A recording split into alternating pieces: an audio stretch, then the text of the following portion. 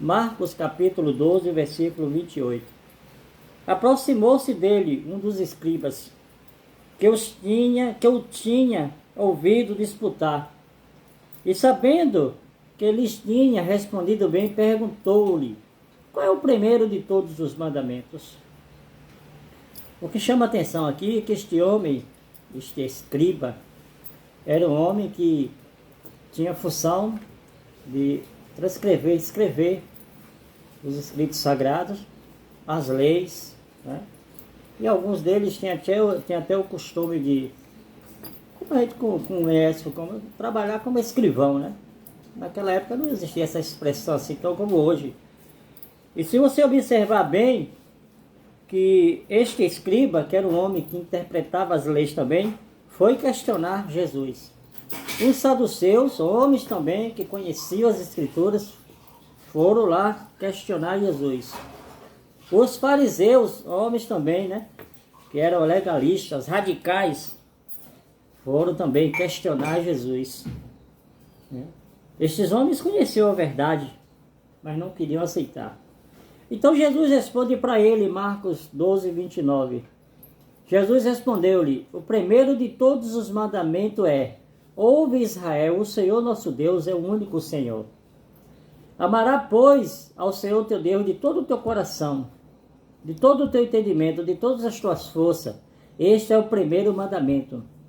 Que Jesus responde. Jesus está respondendo algo que a pessoa já sabia. Jesus estava falando algo que ele ensinava para as pessoas. A grande ira, a grande revolta deles é que eles ensinavam algo que eles não viviam, que eles não cumpriam. E Jesus estava ali cumprindo, obedecendo, falando e vivendo. Jesus estava ali. Jesus ele mesmo diz: a minha comida é fazer a vontade de meu Pai. Eu estou ensinando aquilo que meu Pai me mandou. Então eles não aceitavam Jesus falar dessa forma. E Jesus diz aí: e o segundo semelhante a este: amarás a teu próximo como a ti mesmo. Não há outro mandamento maior do que estes. Aí você pode dizer assim: mas não são 10 mandamentos? Por que Jesus só falou os 2? Não, Jesus não falou. Jesus falou todos os mandamentos. Quando você ama a Deus, você não vai falar o nome de Deus em vão. Quando você ama a Deus, né, você vai honrar Ele. Você não vai colocar nada para que seja adorado, venerado, reverenciado, homenageado no lugar dele. Você vai ter tempo para Ele. E se você ama o próximo, você não cobiçará as coisas do próximo. Você não matará seu próximo, não levantará falso testemunho. E o que esses homens estavam fazendo com Jesus? Conhecedores da lei sem obedecer à lei. Eles obedeciam mais os costumes. E aqui diz: e os escribas lhe disse: muito bem, mestre, com verdade disseste que há um só Deus e que não há outro além dele. Eles reconhecem, mas eles não queriam seguir a Jesus, porque na realidade eles perderam o verdadeiro sentido da função que eles tinham, principalmente os escribas.